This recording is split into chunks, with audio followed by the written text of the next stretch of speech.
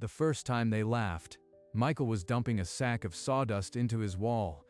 "That's not insulation, Reeves. That's kindling." But he only packed it tighter. The townsfolk gathered, coats pulled tight, watching the mill hand they just laid off haul garbage. Let them stare. When winter hits, they'll wish they'd done the same. Michael, please. They're just ignorant. Come inside before you freeze. He walked on, the cart heavy with burlap sacks of sawdust the old boss threw away. Another voice cut through. "You'll set your cabin ablaze. That dust is a torch waiting for a spark." Packed tight. It doesn't burn. It holds heat. Elizabeth had heard his arguments, but the fear hadn't left her eyes. Inside the cabin, he began to work, pouring sack after sack into the gap between the walls. The laughter echoed outside, but Michael Reeves wasn't building for the town. He was building for what was coming. Elizabeth set the lantern down, its flame barely steady. She had known this man for 10 winters, and she knew when he was gambling. Michael, I've watched you haul this dust for days. You swear it won't burn, but what if you are wrong? It's not the sawdust itself, Lizzie. It's the air. Pack it tight, and the flame starves. It can only smolder. He pressed a fistful of sawdust into the cavity, coarse and dense, like closing a wound. And if a spark finds a gap you missed, if the clay cracks, I won't watch our home burn to prove a point. She's right to be afraid, but I've seen the mill piles smolder for days without ever catching flame. Then we seal every gap, clay over every board. You help me, and we'll make it so tight even smoke can't find a way out. She watched the sawdust settle, and for the first time, her shoulders dropped a fraction of an inch. They worked through the evening, smearing wet clay across the boards. Her hands trembled, but she didn't stop. By morning, the first wall was sealed. Michael ran his hand along the cold clay. The gamble was now part of the house. Over the next days, Michael hauled more sawdust through the town. The rumors grew sharper. The tinderbox, they called it. The whispers followed him down every street, cold as the wind. So that's where my waste is going. The fool is building his own funeral pyre. Michael kept his head down, pouring sack after sack, sealing the second wall with desperate precision. When the first deep freeze set in, he tested the hearth with a single log. It's too warm. We shouldn't be this warm with so little wood. A pop from the fire sent a speck of ember arcing onto the freshly clayed wall. Michael smothered it with his bare palm. The clay blackened, but no flame caught. If that had found a crack, if the sawdust had been loose. Outside, John Harker stood in the dark, watching the cabin's warm glow. The walls already ate at his piece. By the end of the week, the last wall was sealed. He worked with the focus of a man who knew every seam was a question the winter would soon answer. The snowfall began that evening, thick and silent, burying the wood piles of the valley. Inside, a single log on the hearth held the cold at bay the entire night. In any other winter, we'd have burned through half the pile by now. Walls are working.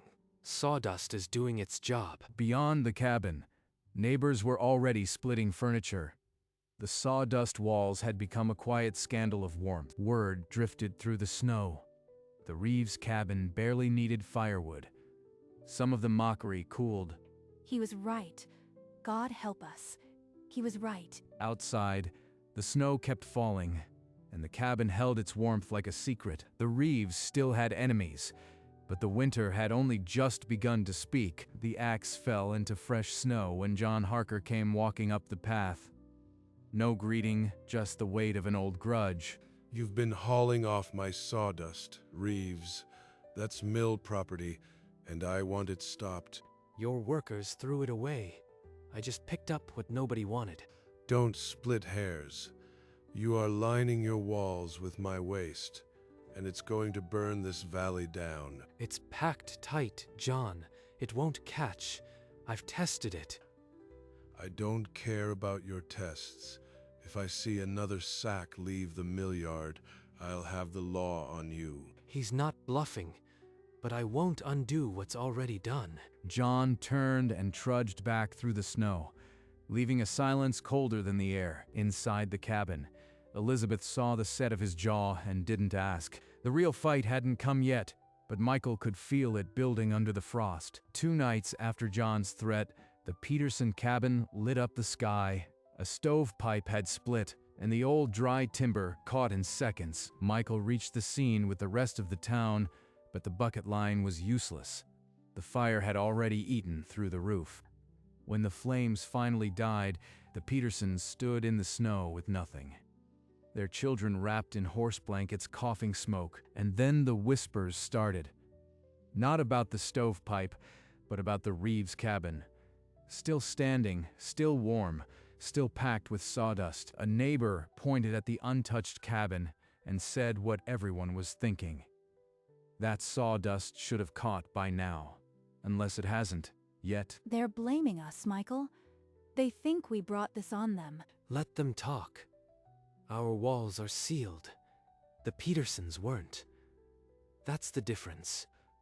This is what happens when a man fills his home with kindling. Next time it won't be the Petersons' place. It'll be yours. John's words spread like frost. The town that had started to doubt now had a fresh reason to fear. That night, Michael sat alone by the hearth, listening to the wind. The insulation held, but the walls felt thinner than ever. The morning after the fire, Elizabeth walked to the Petersons' borrowed shack. The young mother sat inside, her children blue around the mouth. You can't keep them warm with nothing. I know a way, but you must trust me. She returned to her own cabin, found an empty sack, and filled it with sawdust from the pile Michael kept inside.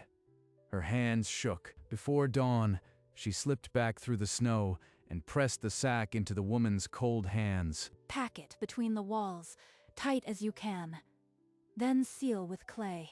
It holds heat like nothing else. If Michael knew I was taking his sawdust to others, he'd stop me. But I can't watch another child freeze. 3 days later, the woman stood at Elizabeth's door again. This time, her children were beside her, quiet and warm. She tried to return coins. Elizabeth pushed them back. Tell no one. But the woman had already told her sister. Within a week, Elizabeth moved through the dark with sacks like a ghost. 5 homes, 5 secrets, all holding heat. The men of the valley saw nothing. But the women had begun to build their own walls, behind closed doors. John Harker hadn't stopped watching. When he spotted a cart piled with sawdust coming from the old Dunnigan mill, he saw defiance. I told you to stop. Now I find you hauling from a scrap pile. You think I'll stand by while you turn this valley into a fire trap? That mill's been shut 5 years.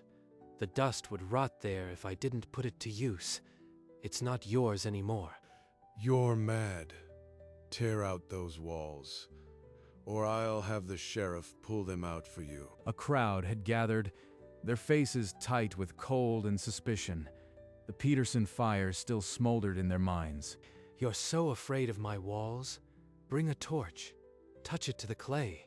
If it flames, I'll tear it down myself. That proves nothing. Everyone knows sawdust catches. Before the argument could boil over, the sheriff stepped between them, a hand raised. They don't know what they're turning away. But I've already put that warmth into 5 homes. John backed down, but his glare promised more. Michael turned toward home, the weight of the town pressing harder than the snow. Inside the cabin, Elizabeth sat frozen by the hearth, not from the cold, but from what she'd heard outside. Michael, if a fire starts here, they'll say we did it. They'll come for us. No one's coming for us. I'll prove it. I'll build a wall in the square and put a torch to it in front of everyone. What if it fails? What if we give them proof they're right? He began assembling boards and a sack of sawdust in the corner. The same materials he'd used in their walls. Even if it doesn't burn, John will twist it. He'll say, you tricked them. But if it doesn't burn, they'll see the truth. Their own eyes will argue for me. Elizabeth watched him measure the boards. then picked up a brush to coat them with clay.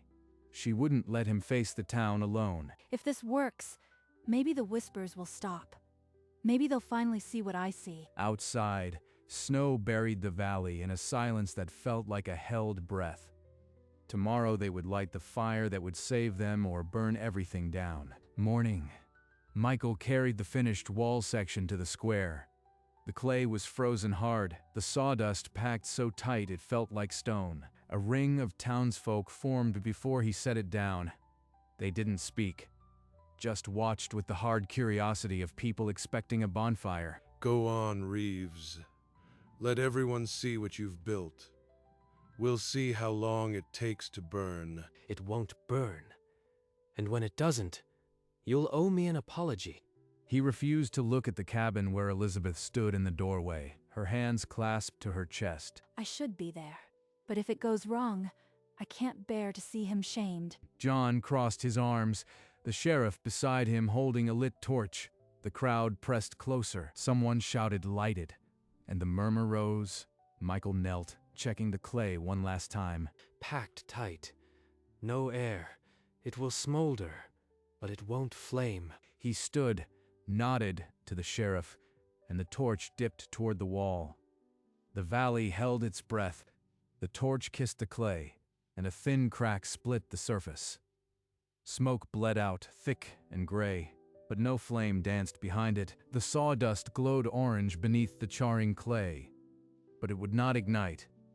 A low murmur rolled through the crowd. Give me that.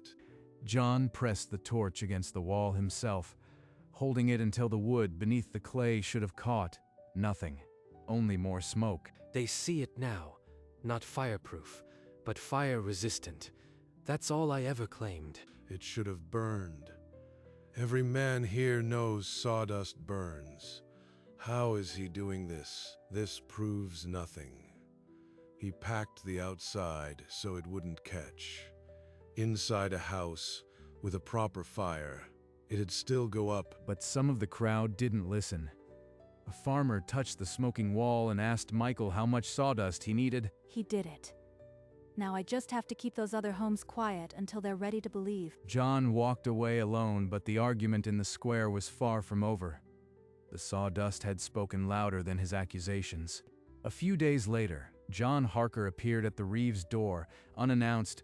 "I want to see the inside of those walls." Michael stepped aside, and John ran his hand over the clay.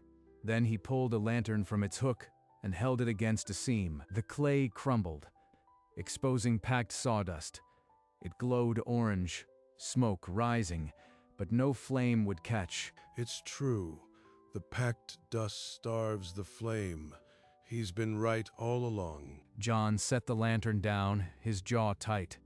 He walked out without another word. That night, Michael sat alone, still turning John's silence over in his mind. Elizabeth sat down beside him, her face drawn.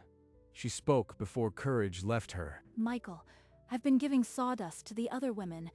5 homes. I showed them how to pack it. Michael stared at her. The secrets she'd kept walked through his mind like ghosts, but he didn't raise his voice. The walls had taught him that the strongest things were the ones you couldn't see. A rider came through the valley at dusk, shouting that a blizzard was gathering north of the pass. Days, maybe, before it hit, men scrambled to double their wood piles. Michael looked at his own small stack, dry and unburdened. The cabin would hold. You should be telling them. We know this works, and they're going to freeze if they don't listen. They mocked me, called it kindling. Now I am supposed to save them. Yes, because you are not them. You are the man who found a way to keep heat in when nobody else would try. The next morning, Michael found himself outside a neighbor's shed with a sack of sawdust, showing the farmer how to pack it. It's got to be tight. No gaps. The sawdust won't burn if it can't breathe. Seal it with clay, and you'll last the storm. Some still muttered about fire traps, but 2 families reached for sacks. The storm left them no pride. By afternoon, the northern horizon had vanished behind a wall of black and gray. The air grew still, holding its breath. Michael looked at the few houses where he'd spread his secret and hoped it was enough. The blizzard was no longer coming. It was here. The blizzard hit like a wall of hammered iron. The first gust shook the cabin so hard the lantern swung, and then the world went white. Michael pressed old rags into the window seams. The wind screamed, but inside, the air stood still and warm. Now we see if the walls really hold. Elizabeth fed a single split log to the hearth. It was enough. The sawdust walls returned the heat so gently the room never chilled. Outside, snow climbed past the windows. Neighbors burned chairs, crates, anything that would catch. The Reeves cabin consumed barely a stick an hour. By the second day, the cabin had become a buried lantern. Its walls hidden under drifts, but its warmth steady. At the mill, John Harker had thrown open the doors. Dozens crowded in from the black cold, seeking shelter among the mountains of dry shavings. We're sitting inside a tinderbox. If one ember jumps, 5 homes are already quiet and warm behind their own sealed walls. They won't need to run to the mill. The storm screamed on. The mill, full of desperate people and loose sawdust, became the most dangerous building in the valley. By the third day, firewood was gone. In the mill, children shivered near a stove that gave almost nothing. Michael pushed into the mill and found John near the stove, his face hollowed by cold and pride. John, we can pack these walls with sawdust right now. It'll trap the heat and keep us alive till the storm breaks. I won't have that trash buried in my walls. It's a fire waiting to happen. He'd rather let the mill burn than admit I was right about a single sack of dust. At the cabin, Elizabeth packed a sack alone. She filled it for a family that had no shelter left. She pressed it into a boy's hands and whispered the Morrison name. Another home might survive. If the blizzard takes them, it won't be for lack of trying. You can't go back out there. You'll freeze before you reach the door. He met her eyes, then pulled a sack from the corner. The door opened, and the storm swallowed him. The wind cut sideways, blinding him. Michael leaned into it, the sack a dead weight dragging against his shoulder. 20 more paces, and I'll hit the old pine. Then hard left. Don't stop. A shape emerged from the white, a family huddled in the shell of a broken cart. No fire, no motion. He thrust the sack into the father's chest, tight. No gaps. He repeated the words until the man nodded. Pack it between the walls. Seal it with mud. Anything. It'll hold the heat. In the mill, a tired man banked the stove too quick. A spark arced up and drifted unseen toward the dry shavings at the wall. The shavings swallowed the ember without a sound. A thin thread of smoke rose, but no one was looking. The mill has to be close. Just a little further. Through the white, the dark shape of the mill loomed. A faint glow bled from its windows, but something pulsed behind it. Too orange, too quick. He didn't stop to think. He dropped the empty sack and ran. The mill doors stood open, and beyond them the interior glowed like a furnace, orange and black wood already groaning. He pushed through the heat. Inside, the loose shavings along the back wall had caught in a wave. A yellow curtain of fire climbed the old timber beams, and the air filled with screams. Get out. The whole place is going up. Michael fought through the smoke, eyes burning, toward the sound of children crying. He found John near the heart of it, beating at the flames with his coat. Too late, Reeves. It's past saving. Save the others. Michael grabbed the nearest man and shoved him toward the door, then turned back. His voice cut through the chaos. Everyone grab a bucket. Snow, water, anything. The fire's only in the loose shavings. We can choke it if we work fast. A chain formed, men and women passing snow hand to hand, steam hissing where it met flame. The blizzard itself became their weapon, but John was still inside, trapped behind a fallen beam. The fire had pushed him into a corner. Michael saw him through the smoke, then turned back toward the fire. He didn't call for help. He just went in. Michael staggered through the smoke with John under one arm and his wife under the other, their faces blackened and gasping. Outside, the bucket line had beaten the flames back to a sullen roar. Snow kept falling, hissing as it met the char. The shavings were loose, full of air. That's why they went up so fast. Packed tight. It only smolders. Like my walls. He pointed to a small shed beside the mill, the one he'd insulated with the same method. The outer boards were warm, but untouched by the fire. The crowd pressed forward, seeing the proof with their own eyes. The shed's sawdust wall glowed faintly from the heat, but still no flame. You were right. All this time. And I nearly got us all killed. A murmur ran through the gathering. Not mockery this time. Recognition. The Sawdust man had just saved them. I just understood the sawdust. It's not trash, John. It's protection. The fire was dead. The mill half collapsed, but the lives inside had been pulled back from the smoke. And in that wreckage, a truth the valley could no longer ignore had been dragged into the light. Elizabeth arrived running, her shawl half frozen, her breath a pale ghost against the smoking ruin. Michael, I thought you'd... Before she could finish, a woman pushed through the crowd, the Morrison girl. Clutching a child who was warm and alive, others followed, the Petersons' mother, the farmer's wife, all holding scraps of burlap with the same sawdust still clinging to the weave. John's wife stepped forward last, her voice rough from smoke. I would have kept it secret forever, but my children are alive because of her. All this time, she was building something I couldn't see. A wall of trust, not wood. The crowd parted, seeing the map of insulation that had spread through the valley in the dark. A dozen homes, maybe more, silently prepared for the storm. Reeves, I was wrong. You and your wife have saved more than my mill could ever produce. I want you back, both of you, not as a hand, but as a partner. Inside a nearby cabin, a family gathered near a fire, the glow reflecting off a clay-coated wall packed with sawdust, proof of a quiet revolution. That morning, the valley began to rebuild, not with wood alone, but with the sawdust that had once been thrown away. In the days that followed, the sawdust that had been mocked became the standard.